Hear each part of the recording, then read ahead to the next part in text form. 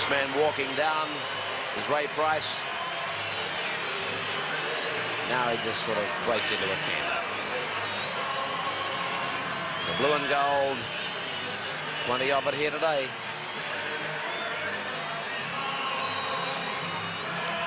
Edge, 6 grand finals, 5 of them have won.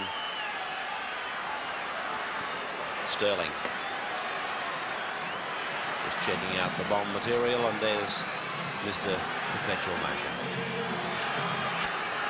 So, ladies and gentlemen, here we go with the major semi-final.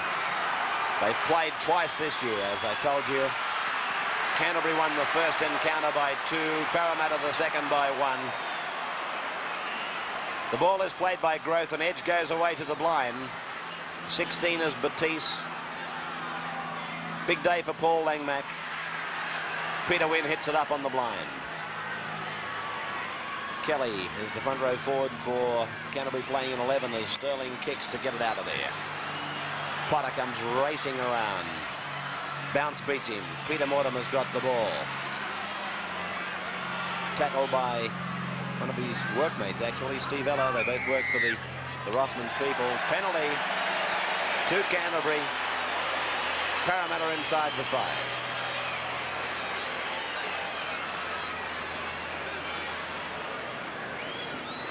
Fairly rare occurrence, really, to see Parramatta get pinched so early in a match. That's something they work on quite deliberately to keep their penalty count down. Tap by Kelly. Now, Ryan has told us that he's got plenty of moves that he hasn't shown us yet. We'll keep our eyes open for them too. Ball played by Andrew Farah, just beyond the Parramatta 22 line. It's gone through Steve Mortimer. Out now to the number 9. That's Folkes. And as we welcome in Bill Anderson, how do you see it going? Well, I think Warren Ryan might have a lot of moves up his sleeve, but I don't know that he'll use them in this first half. Hold the phone. The first bomb, beautifully taken by Taylor. Taylor takes a Mortimer bomb magnificently. Yes, as I was saying, we can see the replay of that one. Paul Taylor got well up off the ground and made a tremendous take and stopped Parramatta from being under a lot of pressure. And I'm sure that's where Coach Warren Ryan, the Canterbury Bankstown coach, would like to have them. So Kelly gets a caution from the referee.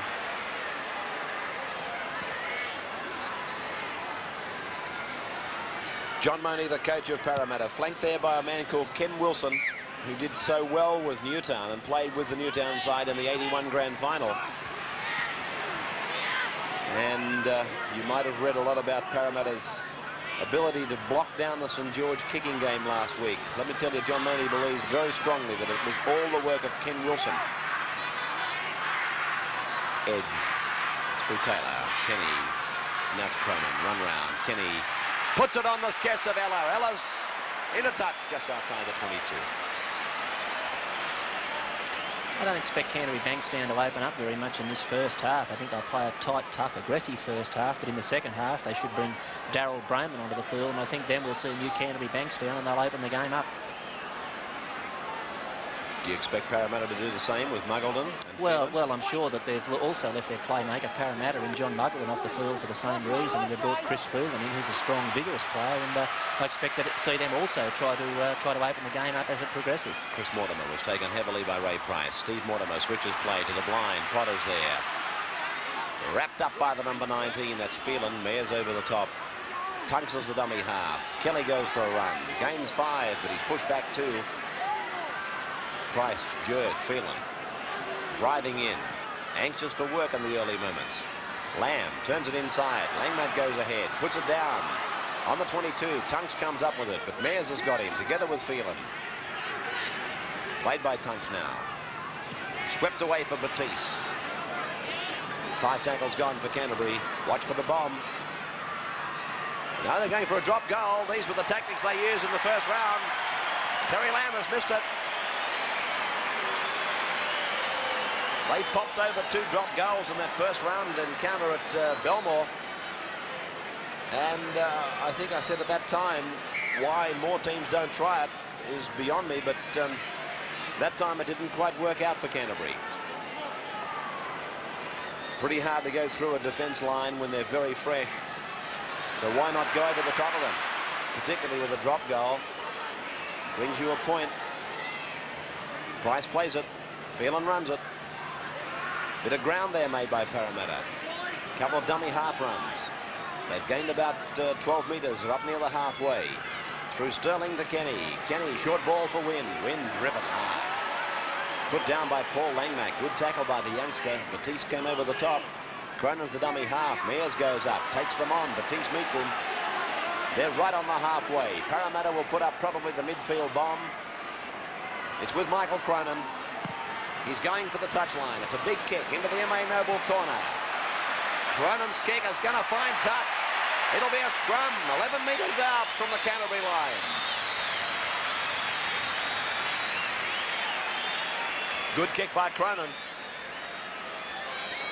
Parramatta just letting Canterbury know that they don't particularly have to have Peter Sterling based around there to do all the playmaking. Mortimer feeds it. Clean scrum. Whoa! Beautiful bust made by Canterbury. Farah flicked the balls around. Oh, Price has cleaned up the scraps. Price has come up with the ball. They'll stretch it, Parramatta, pretty quickly. You watch Peter Winnie. I want to play the ball very quickly now. Hunt. Phelan hits it up for one. Batiste low. Langmack high.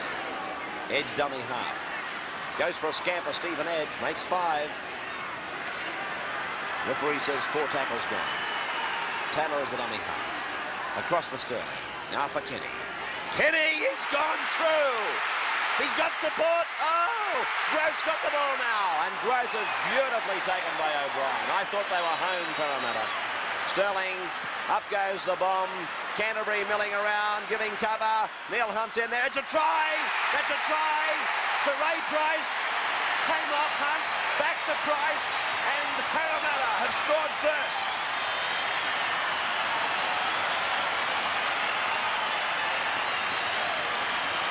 The 4 points goes to Parramatta, scored by Ray Price. There's absolutely no doubt about it. Look at Price, he's well behind the kicker. Neil Hunt, he was first man to the ball. It came back and very much onside was a Ray Price. And Parramatta grabs first points, Billy Anderson. Well, the split to put Parramatta in this position was made by Brett Kenny. From the next play, the ball, Peter Sterling put the bomb up, but Peter Mortimer knocked the ball in the wrong direction. He tried to push it dead in goal. Instead of that, it went back into the in-goal area, and Canterbury have come up with a try. You reckon Peter Mortimer touched the bill or Neil Hunt? Well, I thought he got a hand to it, Mortimer. Well, Ray Price has picked up the 4 points, and it's been converted by Michael Cronin. Langmack plays it now. Lamb runs with it from dummy half, gets rid of Price. That's a good trick. Here's Bugden. I reckon Bugden played against them, didn't he, in the 81 grand final? No, he wasn't in that side. All right, thank you. 5 tackles gone. Here comes the bomb from the dummy half, Mortimer. Good kick. Hunt's underneath it. It's gone over the touch in goal. I think he's ruled it came off Hunt. It'll be a line dropout.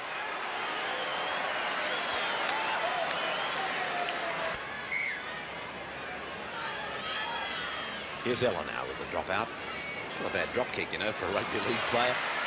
I often say it, but some of those fellas south of the border to think that they're God almighty when it comes to drop kicks and what have you. They should come and have a look at some of these blokes. They can kick a ball, you know. The little kick that Steve Mortimer just put over the top for his winger was one of the variations that can be used of the bomb, but I think one of the other kick variations that Canterbury have got, and I expect them to use this game, is Terry Lamb. He uses a little grubber kick in behind the defensive line when he gets within striking distance of the try line, and we can watch for that as the game unfolds. So Tunks has tackled now. Players about 20 metres out from the Parramatta line through Mortimer. It's gone to Lamb. Hello, Billy. You've done it again. They might score.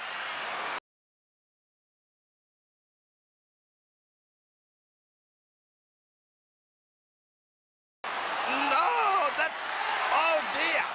That's an enormous decision for the touch judge to have to make. I would have almost been prepared to bet that the Canterbury player got this back into the field of play. Watch it now. No, he's ruled that Peter Mortimer was out of the field of play when he raked it back in field. A great decision by the touch judge. But, oh, gee, was it a tough one to make. So the drop kick again from Ella. Taken by Farah. He takes it back. Good hard run by Andrew Farah. plays just outside the Parramatta 22. 6-0 in favour of the Eels. Bugden. Kelly's the dummy half. A decoy to the blind. He goes the open himself. He gets a pass away to Folks. It's gone to Tunks. Tunks drives for the hole. Finds the ball going back to Folks. And then it goes to Langmack. Back to Folks. There's got to be a gap there shortly. They hit that hole behind the play the ball 3 times. Here's Batiste now. Canterbury at 10 metres out. 4 tackles gone. Steve Mortimer cuts out 1. Finds Langmack. Turns it inside. Terry Lamb gets a pass away. That's a try. That's a try to Michael Potter. Referee Greg McCallum gives it. Michael Potter scoring for the Canterbury Bankstown side.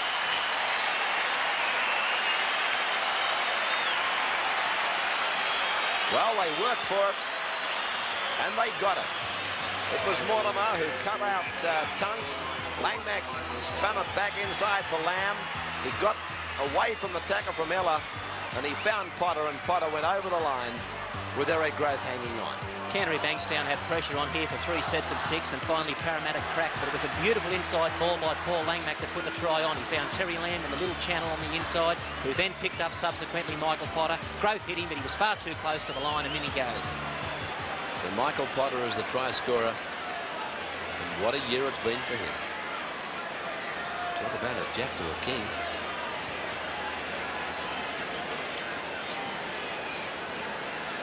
So Chris Mortimer has got this kick 8 metres in from touch, 23 metres out. Parramatta leads by 6-4. 19 minutes of the match gone.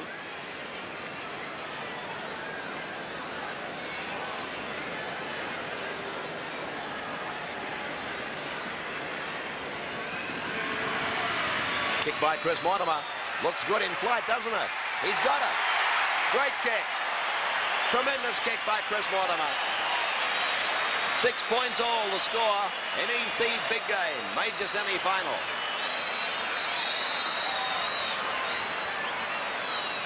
By number 4, Chris Mortimer. Canterbury is getting ready to go on for Parramatta.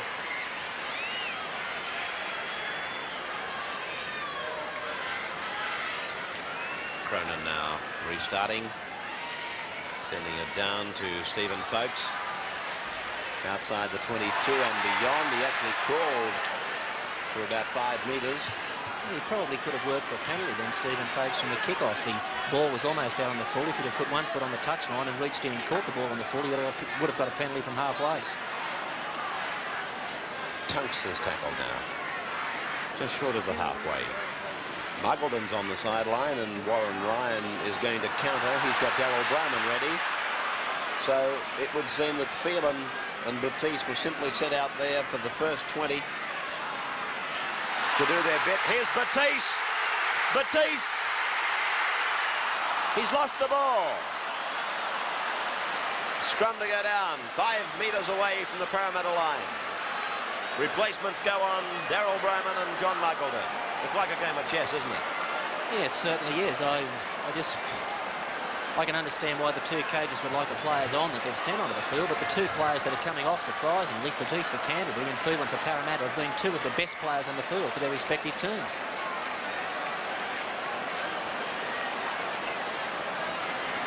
So Ryan led with the ace, and Money trumped him with the left bower. Parramatta number 9, John Muggleton. It's like a game of euchre. I suppose it means everyone will say that the winning coach made the right decision and the losing coach made the wrong one. Yeah, that's right. There's plenty of match play going on back in the stands. The real action's out here, though, as Stan the Man takes it up. Jerd plays it 8 metres short of the halfway. He plays it back to Ray Price. It's gone on to Taylor and now to Kenny. Kenny to Muggleton out wide. Muggleton running off a second pivot. Edge the dummy half through Taylor. Gone to Kenny. Sterling right. Well, his mare's going up hard, and he's pulled down over there by O'Brien and Chris Mortimer. Ella passes to Taylor, then to Sterling, now to Price, run around, dummy, and Price tries to split them. He's put the ball down. Tunks has come up with it. Well, Darryl Broman's just come onto the field for Canterbury Bankstown, but these are the sorts of situations he likes, when he can get the ball into the opposition quarter and he gets an opportunity to use the ball, and I'm sure we'll see him move very quickly into that role, 1 and 2 off the ruck. Peter Mortimer now to play it. Just outside the Parramatta 22 line, Steve Mortimer, and this is Bugden. Bugden to play it now. Broman spins into the defence. Taylor and Edge pull him down. The bomb's coming from the Bulldogs. Lamb shaped to pass, then kicked, and here's pressure, but it's with Kenny. I'll tell you what, I want to be very fast to catch him, but Mortimer's there. Mortimer's across in cover, and Kenny's coughed the ball up.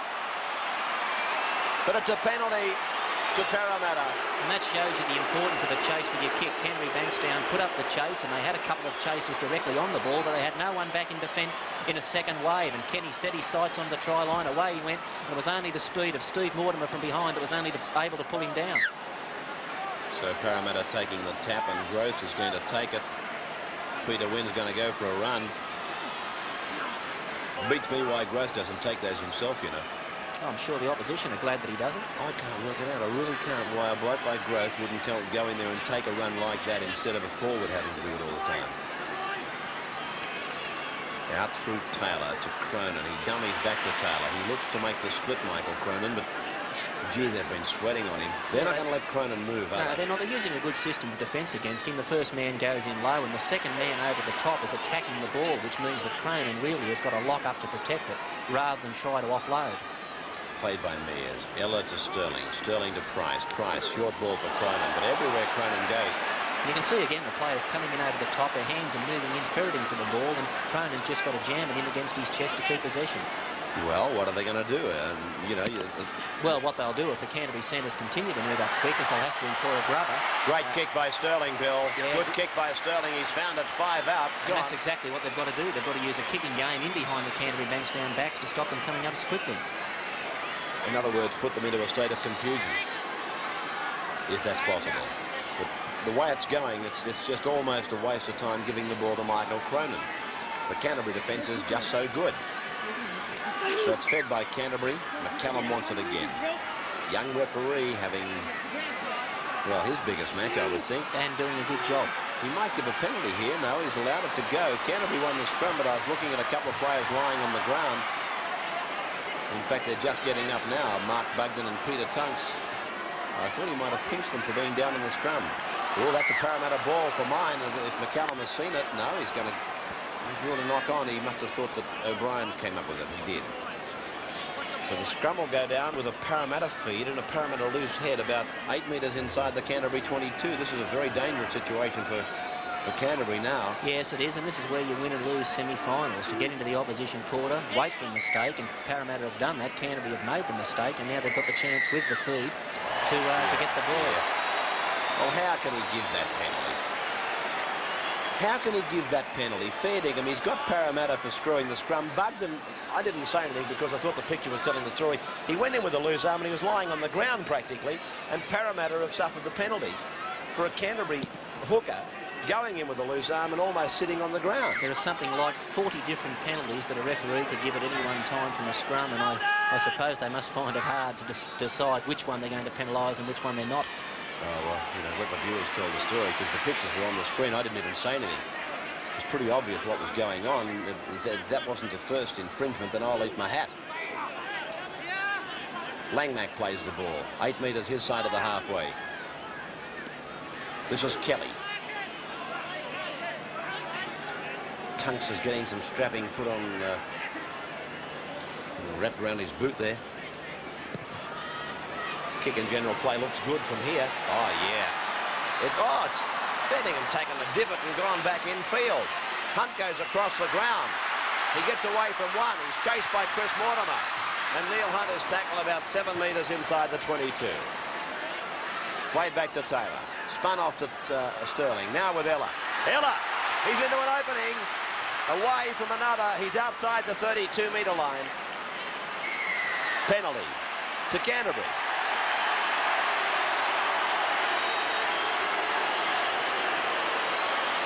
Let's see it. Ella is the man tackled.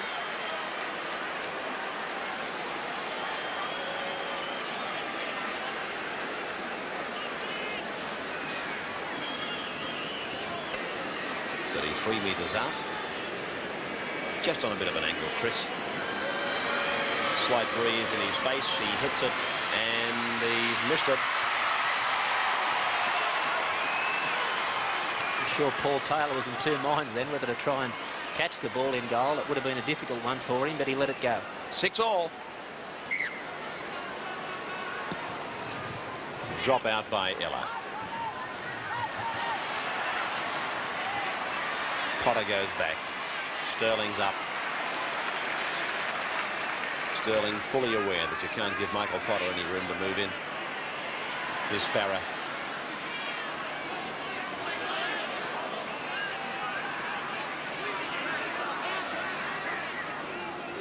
Tunks.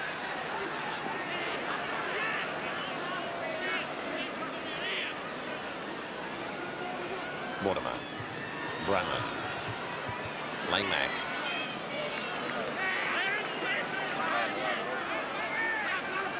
Mortimer. Chip over the top. He's leading the race, Mortimer. And it's come down with Paul Taylor. Sterling. Cronin. Ella. Passes. Finds Kenny. Kenny finds Gross. There goes Gross. Comes inside. Beats Lamb. Gets away from another. Looks inside. He was ready to pass, Gross. He had the ball. He was looking for a runner and couldn't find one. Made 20 yards through traffic, Growth, and I've just got to say that every time you had the ball, you'd be working it toward that man. Oh, McCallum has got them for passing to a player offside.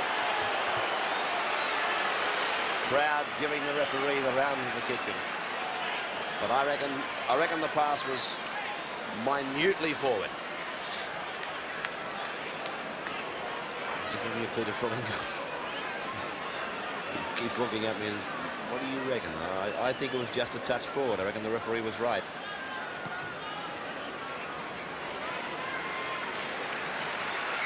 Finds the line on the 22-metre line. Tap to be taken by Mark Bugden. Blindside decoy. Tunks runs. Mears slams him over the top. Edge is down below. Edge made a mammoth 42 tackles last Sunday. Canterbury Bankstown just working play into the area where Darryl Brown will be looking to pick up someone with a short ball. Yeah, I was going to say, oh, here's Potter. O'Brien, tackled by Jerd. Plays only 5 metres out from the line. Mortimer, Bugden, nearly lost it. That's jinked the attack. Bugden has got himself trapped outside the first pivot a couple of times. Lamb, grubber kick, came off the legs of Peter Sterling, or the hip, the referee says. No knock on and play on. Again, the referee gets a bit of a raspberry from the crowd, but he's right, you know. You can abuse the ref as much as you like, but he's right that time, for sure. Peter Wynn. 8 metres out from the Parramatta 22. Cronin looking around for runners. Mears is there. Handoff to Taylor. There's ground to be gained. And Taylor is pulled down by Bugden. It's that last 20 minutes that's got me worried with Canterbury. I just have that feeling. Oh, here's Cronin and Kenny doing some nice work, and Hunt was able to go down the flank. Things don't look good in the back play. Ray Price is receiving attention from the strapper Graham Richards from Parramatta, and I'm sure that he's a player that Parramatta supporters, players and their coach John Maynooch has got to keep on the field for the full 80 minutes if they're to win this one. Well, if he has to come off, you know who they'll bring on, don't you? M. Patterson. Yeah, I'm sure he'd hand a lock forward fairly well. I reckon he's a better lock than he is a 5'8". Kelly to play the ball now. 12 metres into Parramatta's territory, and Broman gets rid of Muggleton, hands it off to Bugden. Bugden to Mortimer. Mortimer tries to find the hole, but he's tackled there by Peter Wynn, and I'll tell you what, I don't know what his tackle count is, but Peter Wynn already has made a heap of tackles. Here's Tunks crossing the 22. And Canterbury are now able to run the ball to the Parramatta defensive line. It's not as though the defensive line is coming up to meet the attack. Kelly puts up the kick. And, oh, it's a try for sure and for certain. It's a try for Canterbury. scored by Chris Mortimer. Eric Groth lost it completely. And Chris Mortimer has scored for Canterbury to lead by 10 points to 6. Let's check the line across the ground. It was spun back and up went the kick. The only players I saw that were offside did not include this man, Chris Mortimer, and it's a try. Well, I don't know. It was a set play by Canterbury for Peter Kelly to kick the ball, but it finally went back to him after 2 passes. We can see here that he puts up the bomb, and it's a spot-on bomb. It went into the far corner of the Sydney Cricket Ground, and at this time of the afternoon, that's the corner where the sun's looking. The Parramatta players lost the ball. Chris Mortimer went up Aussie rule style, came down with it, and that's a great try for Canterbury. That's the camera angle that's shooting from down on ground level. And Chris Mortimer has kicked 1 from 2. Malcolm Clift, now a selector, former Canterbury coach. And Chris Mortimer has raised the flag, so Canterbury Bankstown are leading Parramatta by 12 points to 6. As we go back to the playing arena now. Parramatta left to right.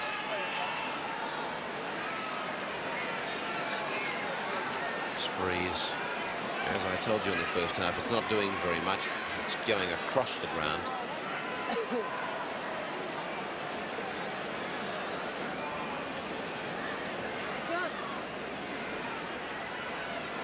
Cronin to kick off.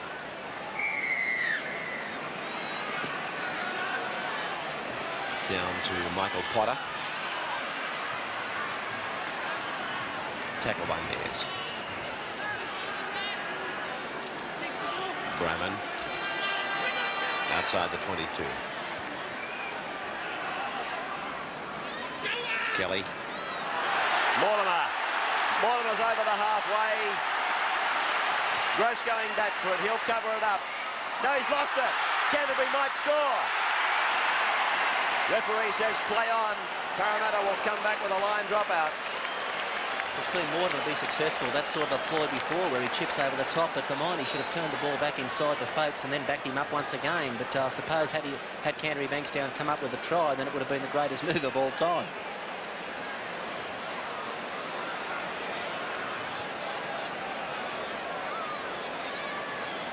There's the destroyer.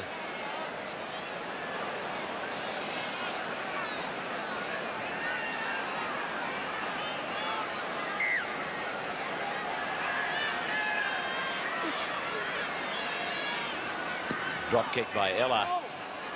It's a big one. Straight down to Andrew Farrer. Met by Muggleton and Wynn. Open side run for Kelly.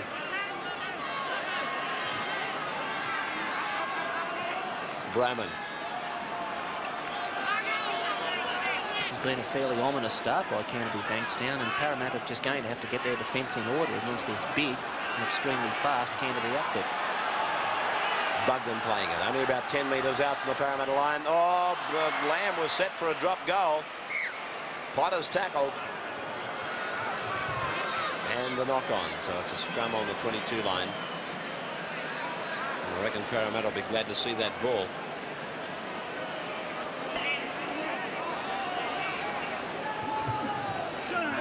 Clean heel.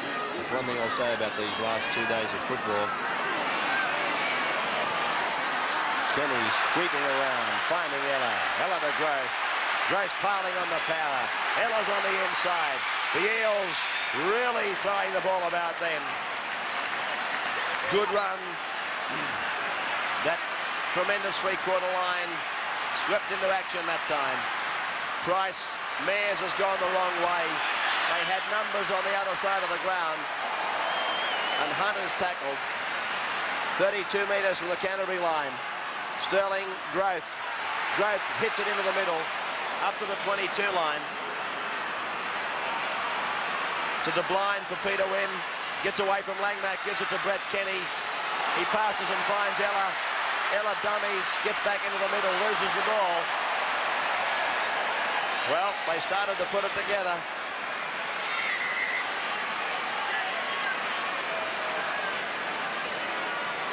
And Steve Mortimer is hurt for Canterbury.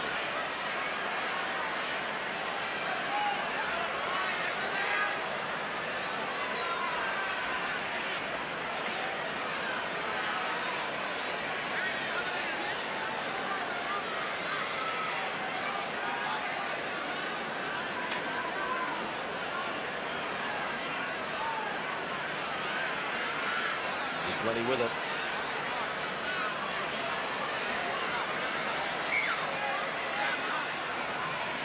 Kelly.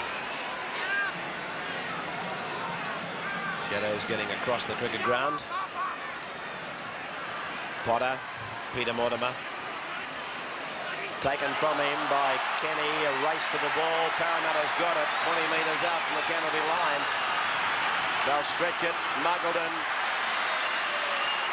Well, I thought they'd stretch it. That's normally their caper when they get the ball from broken play. Here's Price burrowing through. And this is play on. If Kenny can handle, he can. That's Neil Hunt. They've got 6 more. Gee, he's got great hands, Kenny.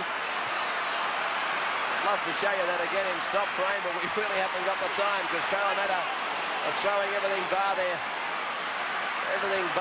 false teeth at Canterbury at the moment. Cronin pops it. It's gone backwards. Canterbury's got it. Penalty to Parramatta. Well, he's ruled that Canterbury were offside.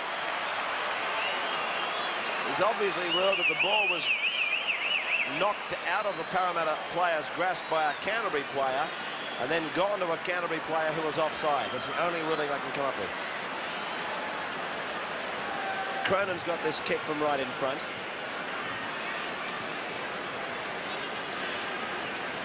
That's the replay of the penalty, or the reason the penalty was brought. Bert Bass, left of John Money, Ken Wilson to his right. As Cronin clocks the easiest of goals. And it is 12 points to 8 in favour of Canterbury.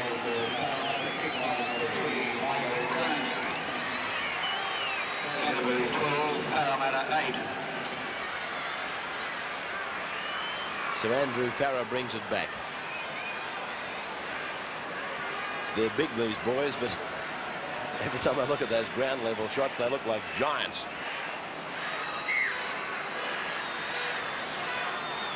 Farah kicks off. They might regret that, Parramatta. They have. Muggleton didn't like the bounce. Price got a mully grubber. And Canterbury comes up with the scrum. 12 metres out from the Parramatta line. Here's a very big push by Parramatta. I think they're going to win it. They have. They've won a scrum against the feed. Neil Hunt spreads the ball to Brett Kenny. Terry Lamb goes up on his opposite number. But Canterbury now have got to hold Parramatta for 5 tackles. As Kenny gets up, there was no marker. He opted not to play it ahead. Hunt tries to step, but he's hit and tackled. Second tackle for Parramatta. They're 18 metres out. Ray Price goes ahead. He's 12 metres out. Third tackle gone for the Eels. Played by Price, passed by Taylor, passed by Sterling, given to Kenny.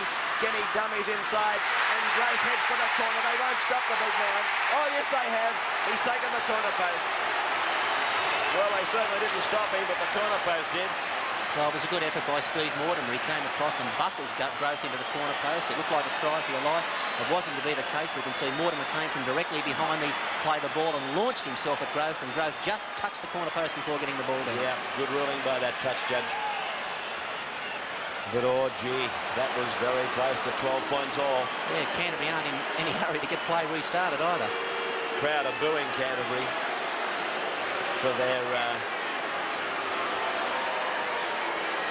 lack of enthusiasm to get out there and take the tap. But they're in front. As far as they're concerned, they can play it slow. They got the numbers out here, Canterbury, or they did. Parramatta shuffled across pretty quick. Dummy half Potter. Kelly goes up, runs into Mares, gets a pass off. No man's land.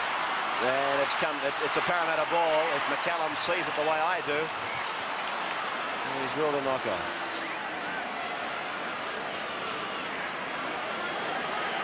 just got the feeling, Ray, that Canterbury Bankstown have gone into their shell, and through the fact that they're trying to do nothing, they're simply trying to close the game up. It's forcing them to make mistakes. I think they'd be far better to play their natural game, try to pile more points on the board, and they'd find they'd make less mistakes. Here's Taylor going to the blind side, taken by Tunks and Bugden. They're just outside the Canterbury 22 line. Just over 30,000 at the cricket ground today, apparently. Just over 30,000. It's bigger than I thought, really. Win. Parramatta's about 15 metres out. I'm not so sure that Canterbury can hold the... Oh, they've got the ball, so they'll hold them all right. But there have been a couple of rather ominous signs from a Canterbury viewpoint. And that was a good break by Andrew Farrer, and it was one that Canterbury desperately needed. A 15 run up the middle with nothing on, and that's got them out of the danger zone. Yes, out of the danger zone. I'm just looking at the clock. There's 24 minutes to go in the match, and as I said to you earlier, it's that last 20 minutes that I think might problem Canterbury. They may well smack me in the face, but as I said here, they had an easy win over West. It was almost an exhibition gallop. Then they played Canberra. That was nothing more than that. And then they had the bye. Steve Edge getting some attention. Graham Richards, the trainer there. Well, we're back on the halfway line, and Canterbury goes ahead as Price puts Kelly on the deck, and that's 5 tackles gone for the Bulldogs. And here comes Mortimer putting in the kick, and there's not much pressure there for anybody. Taylor's got all the time in the world, and he comes outside the 22, and the dummy half will be Edge. Kenny standing on the blind, but now he's folded to the open. Sterling across to Price, and Price is just outside the 22 line. Back slam by the Canterbury defence. This is Hunt, now Sterling, and this is Mears. Paul Mears gets a pass to Edge, and Edge goes into a gap, and he goes down to Mortimer. Good run by Edge. Meantime, Langmack and Mears have their own personal dispute, but that's quickly extinguished. And Stan Jurd is tackled now. 10 metres the Parramatta side of halfway. Muggleton, Growth. Here he goes. The big fellow is tiptoed inside. He's got the pass to Wynn. He's looking for Peter Sterling. Peter Wynn backing up all day long. Always there. Great run by Growth. How he stayed in touch, I'll never know. Here's Price. Gets a pass to Muggleton. Muggleton passes. It's with Stephen Edge. It's with Peter Sterling. He grabber kicks ahead, and it's in touch in goal. Oh, Sterling should never have kicked that ball. A one-on-one situation, 2 metres out from the line. You just give the ball to Growth and let him take his opposite on and crash over him and score a try. Should never have put his foot to it. Gee. You know, when you hear what Billy says, it's pretty hard to disagree with him. If you got one-on-one and you've got a bloke called Growth running high, wide and handsome on your outside, you're entitled to give it to him and say, here, you steamroll the bloke in front of you. That was Growth coming down the touchline. For mine, he put his foot on the line. Should have been a scrum way back up the ground, so justice really was done. I just got that feeling that Canterbury are not... They're not trying to score points. Canterbury have tried to slow the game down. They're playing slow motion football. What they need to do is get their game back into order and just continue with the game of playing football. Bugden's hurt. Bugden's hurt. And the crowd, by now, they're not really taking any notice of Canterbury players that go down because they think that Canterbury is stalling for time. But Mark appeared to do a knee or even maybe pull a hamstring. They've gone for the cold spray. Of course, you've heard me talk often about the Canterbury depths. If Bugden comes off, Billy Johnston comes on.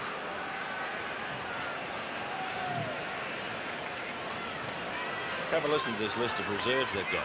Ross Conlon played on the wing for Australia. Max Mannix, Jim Lees played lock for Australia. Michael Hagan, Greg Brown, Greg Mullane, almost a permanent fixture in the Cronulla sides of years gone by. Parramatta's got the ball. Billy Johnston, Phil Gould. Have they got some names? And they're good players too, they're not just names. Mares to Cronin, handoff, Kenny. Kenny's looking for a hole. Mortimer and Kelly have got him, and Kenny plays the ball. Away it goes to Peter Wynn. Cronin pulled down by Chris Mortimer. I've got to say this about Chris. He said he could handle Michael Cronin. He hasn't left him alone all day. And in that department, Chris Mortimer's done his job well.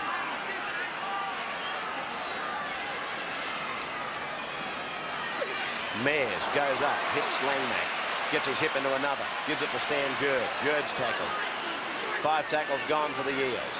Sterling wants it to the left. He'll bomb it. There she blows. High. Sterling's got the ball, kicks it again.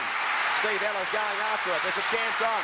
Can he get the ball? Neil Hunt might. It's, I was going to start calling soccer for a moment. Everybody wanted to kick the damn thing. And that's all Parramatta could do, really. They were on a turnover situation. Canterbury Bankstown players didn't go up for the ball on the first bomb. They realised if they made a fumble, it would have been 6 again. They were waiting for Parramatta to come up with it, make the tackle and get the handover, but it almost cost them dearly. So Kelly's gone down for Canterbury.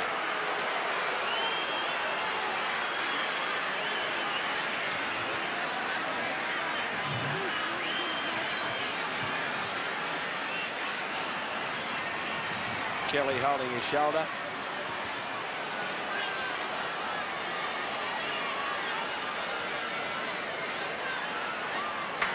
They mightn't have the names like Canterbury have got on the bench, but they've got some honest goers. He's a sort of player too, Mosley, who could pull a game out of the fight. There's a loose arm in there. It's a Parramatta loose arm. They got away with it. Didn't make any difference. Canterbury won the scrum anyway. This is Mortimer playing it very slowly. Langmack is pulled down by Taylor. Slowly he plays it. Yeah, but see, all they're doing, Ray, is making it difficult for themselves to get the ball out of this area. They're playing the ball slowly. They're not hitting the ball up hard. Basically, what it means is they're going to be playing the game in their own quarter for the rest of the match unless someone makes a long split. They'd be far better served just to get on with the job, playing football, play the ball quickly, move it around. They wouldn't find they were in this danger zone for the rest of the game.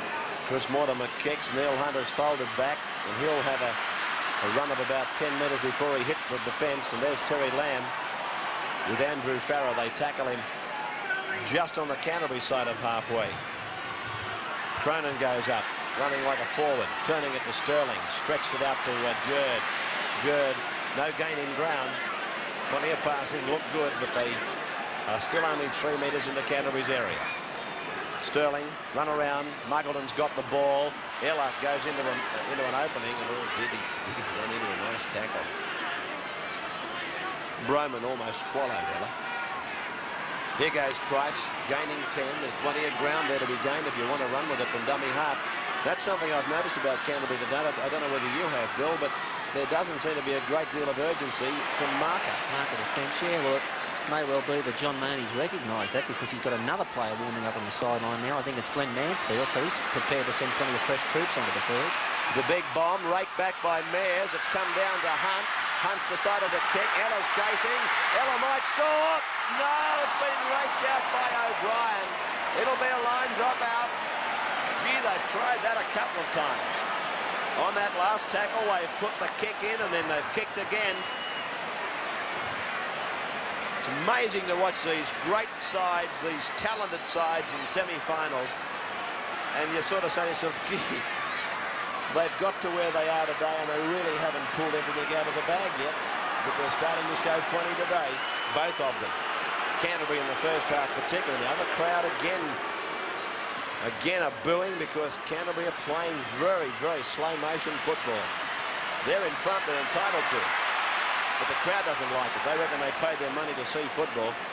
17 gone, second half. 17 to go, second half. It's a long time to play slow motion football for, a whole second half, 40 minutes. And if they continue to do that, I just feel they're going to get themselves into trouble. For mine, I hope Canterbury Bankstown can start to put it together and they can start to play the sort of football we know they're capable of. Here's Taylor switching it back for Edge to go up the middle, hoping that the markers had split. Mansfield's come to the sidelines for Parramatta. Has Mosley got out there yet? Here's Kenny. Canterbury's defence is good. Very good. Sterling. Little kick, a bomb into the corner. Up they go. Oh, Potter. Magnificent Potter. Taken from behind by Sterling. Great chase by the little halfback.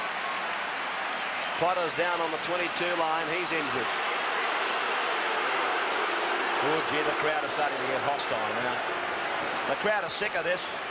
I'm not saying that Michael Potter's not injured. Don't get me wrong, that's a dangerous practice, but the crowd are just sick of it. Jim Lease coming onto the field for Canterbury Bankstown. Maybe he'll provide the spark they need. I don't know whether they want a spark. Mortimer to feed. Edge has won a scrum. Oh, well, Mortimer's offside. He never retired at any... And there's a punch-up. Mears and Bugden. And poor old Stephen Edge was in there trying to act as the peacemaker, and he copped one on the jaw himself.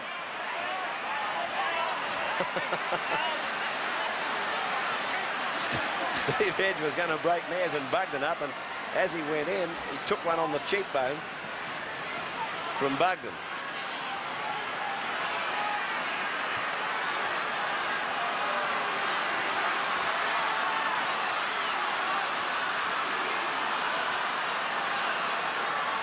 Well, the gentleman with the flag, he reckons he saw it better than anybody else. Tells McCallum what's happened. The penalty's been given anyway, so it doesn't really make any difference, except it could be that he could change it from a differential to a chance for Parramatta to take a penalty kick at goal. Be interesting to see what he does here. He's given the straight-out penalty. Yeah, I don't know that they want to kick for goal. No, I'm not saying they are, but I'm trying to get down to a technical point. He originally gave a differential, didn't he, for offside at the scrum base against Mortimer. But when he came back and gave the penalty the second time, or indicated, there was no indication of a differential penalty. Would you agree with that? Certainly. But you're quite right, they didn't want to take a kick at goal anyway. So we've discussed that. And where is it? It's on the ground. Win. Across. They've only got to stretch the ball and they'll score, but Kenny couldn't get rid of it. He did eventually, but they had to stretch it quick to the left. In fact, I'm not so sure that it's not on still out there. This is Mansfield in 17. Parramatta trailing by 4. Edge passes, finds Wynn. Wynn goes for a gallop. He gets over the top of one. He can see the line. He's 5 metres out, and Steve Mortimer's down injured, and the Parramatta players are very concerned.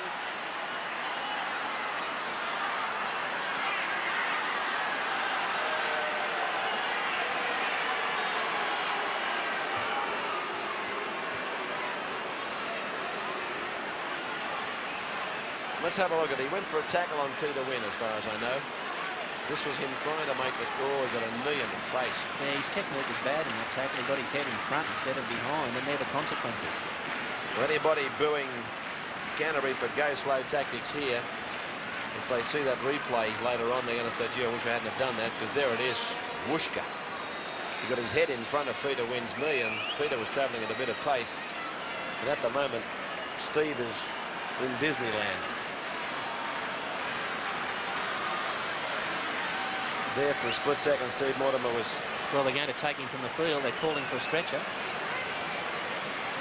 Yeah, they're calling for a stretcher, and the trainer's indicating the head. In other words, he's concussed.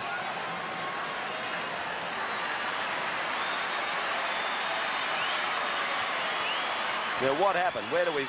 There's Warren Ryan with his walkie-talkie. Michael Hagan's coming onto the field, and I'm sure that he'll go to 5'8", and they'll move Terry Lamb to half. Some John's ambulance fellows are galloping onto the ground. And also the Canterbury doctor. One of rugby league's great players is down injured, Steve Mortimer.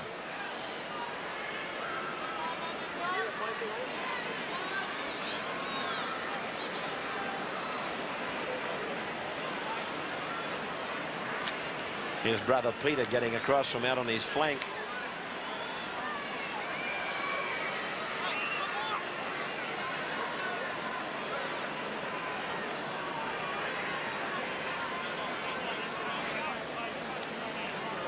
Where's Chris? Is he in there over that huddle, or is he standing back? I'd say he'd been there fairly close. Yeah, I think you'll find pretty close family, the Mortimers. Peter and Chris are both huddled over their older brother.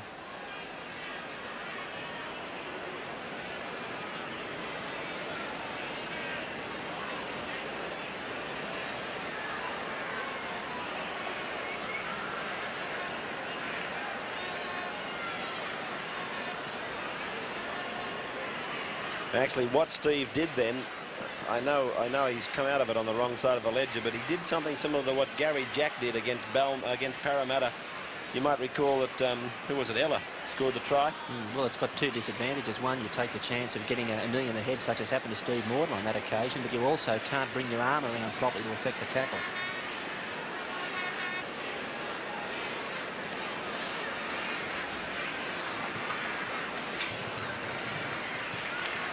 Well, this is not just bad luck, it's a tragedy for Canterbury if Steve Mortimer is out for any great length of time. I'd say he's very badly concussed, Steve. So a penalty goes to Parramatta for feet across in the scrum. And I just get the feeling with 12 minutes of time to go, the Eels are going to snatch this one out of the fire. You know, Canterbury's played the second half as though they're waiting for something to happen. It's the only way I know how to describe it. Sterling puts the... Oh! Sterling was a metre from the line. Taylor passes and finds Mansfield. Mansfield is to the line. Can he get it down? No, he can't. He doesn't want to get held up over the line, that's for sure. That'd be the worst thing he could do. Right. Mansfield will play it to Edge. He does that. And Taylor, he couldn't get it down. Edge again is the dummy half. Canterbury's defence stretched to the outer limits. Yeah, and the stretch is onto the left-hand side for Parramatta. They've got 3 or 4 players outside the goal posts. Canterbury have got 1 in defence. 4 tackles gone. Sterling throws a giant dummy, finds Mansfield out wide. Mansfield is tackled in front of the uprights. 5 gone. The stretch to the left is coming. No, Mears is going to bomb it. There's trouble for Canterbury. Up they go. It'll be a try for the Blue and Golds. If they get a touch, they can't. Penalty to Canterbury. Penalty to Canterbury for obstruction. Obstruction on a Canterbury player.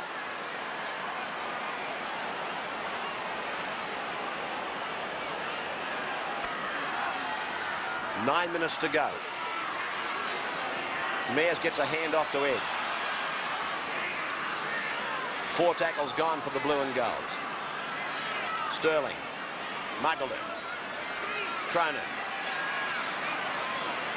5 tackles gone now. The Canterbury players clutching at his shoulder is Hagan. Big kick by the Eels, sending Peter Mortimer back. He comes to Neil Hunt, and he's beaten Hunt and beaten him easily. Across goes Mansfield in the 17 jumper.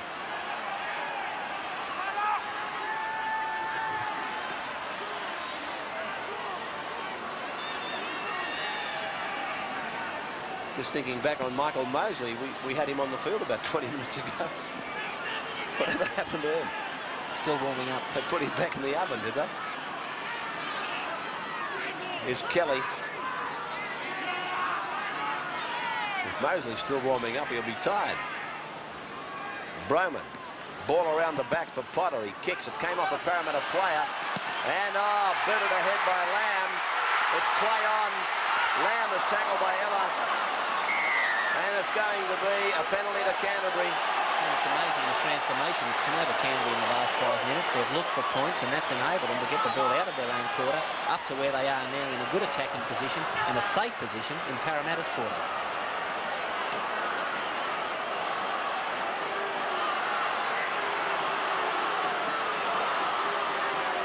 So Farrow's down injured now.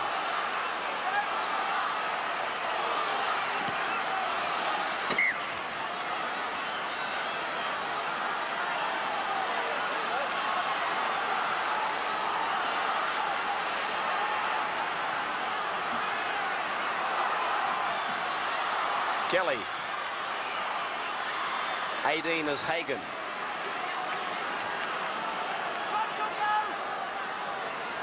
'17 is Lease.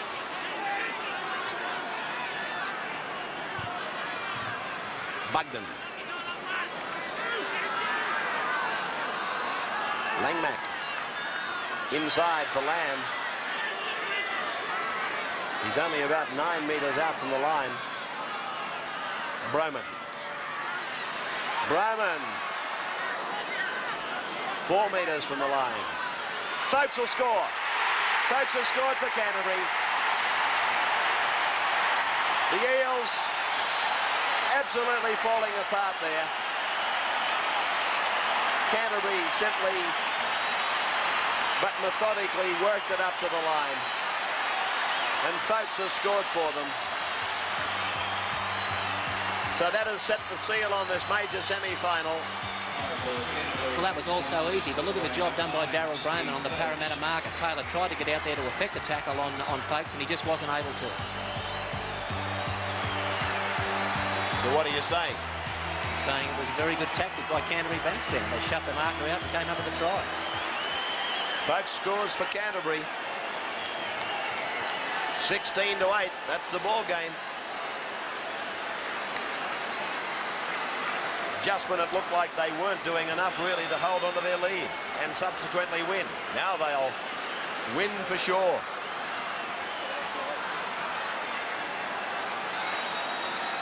But the question I think on most people's minds now is, can Canterbury afford another week's rest?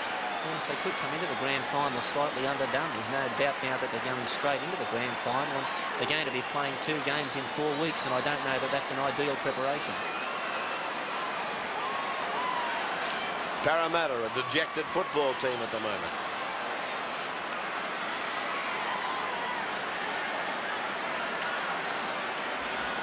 Chris Mortimer from the 22 line.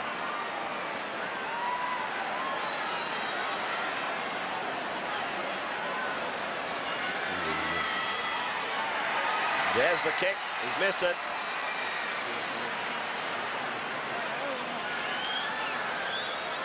$16 points to 8.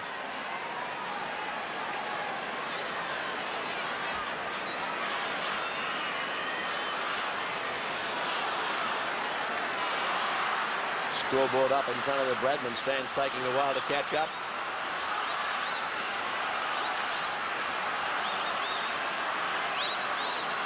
Parramatta are going to try to get the ball back. It'll be a short chip kick-off from Cronin.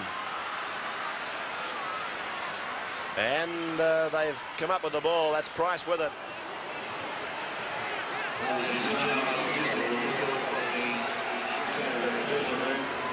Steve Mortimer is quite okay.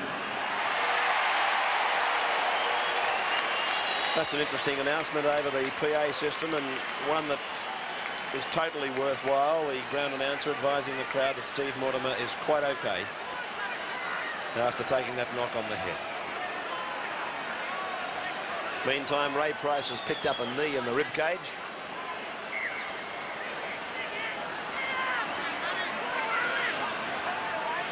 Edge to play it.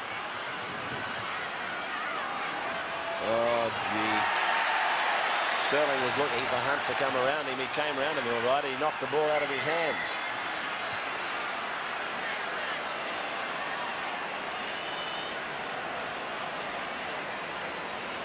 They've got plenty of work to do, Parramatta, between now and next Sunday.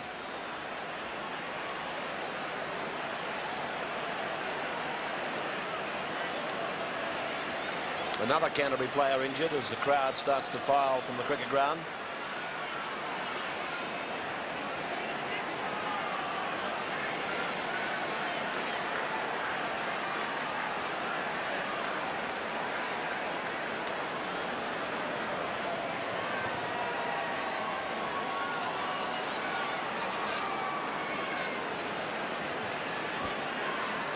Kelly plays it.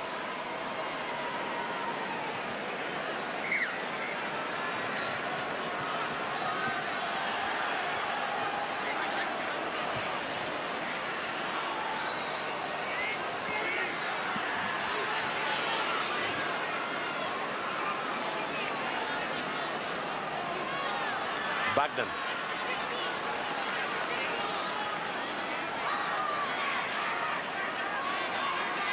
Broman, good player. Folks. Wonderful example for any player to watch is Broman, and then watch the Canterbury players that just work off his left or right hip. Just follow the big man up and he'll get you a ball. Good Taylor. It was Peter Sterling. Sterling was, yeah, you're right. Bill Sterling, he almost lost that. Steve Ella to take the line drop out.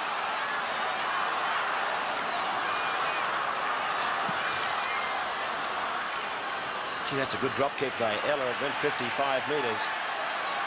But Potter brings it back. This is O'Brien. I might be wrong, but I don't know that O'Brien's actually had the ball in his hands. Well, he hasn't seen a lot of action in this second half, simply because Canterbury have slowed the play down and they've taken it up the middle. But the times he has touched the ball, he showed us that he's an exciting young prospect. Bugden. That's Broman now.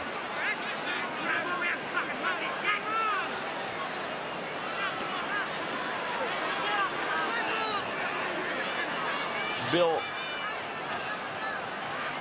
Don't make it a hard one. That's not a hard one. What I'm worried about is it might be a stupid one. When you watch a player with the gifts that Michael Cronin's got with the ball, there's a bomb from Lamb. Let's stay with it. Growth under it.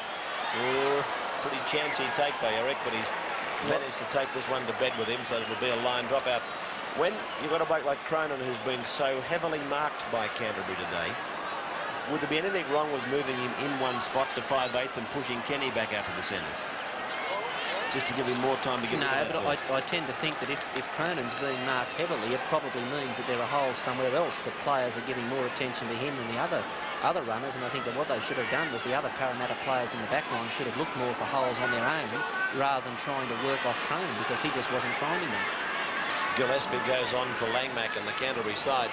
Yeah, I take your point. All I was trying to say was, to me, it's easier to spot a bloke out wider, like in the centres, than it would be to say to him down a 5/8. Here's Kenny giving it to Growth, and look at the big man fly. He's away from one, and the touch judges reckon now that he's put a foot in a touch. He's an exciting player. Let's see if he did go into touch this time. Last time we reckon he did. There's nothing in it, is there? I think those little breaks that he makes down the sideline, or he has made in the second half, just indicate that Sterling did do the wrong thing in not giving him the ball when he was so close to the try line. Penalty to Canterbury. Here's the time. Countdown from the crowd. The major semi-final is over. We are simply going to go through the red tape. McCallum says that'll do. The end of the major semi-final sees Canterbury win by 16 points to 8. Potter, Chris Mortimer and Steve Folkes scoring their tries. Chris Mortimer kicking 2 goals. And for Parramatta, Ray Price a try and Michael Cronin 2 goals. So Parramatta will now play St George next Sunday in the final. Canterbury goes straight to the grand final to meet the winner of that match.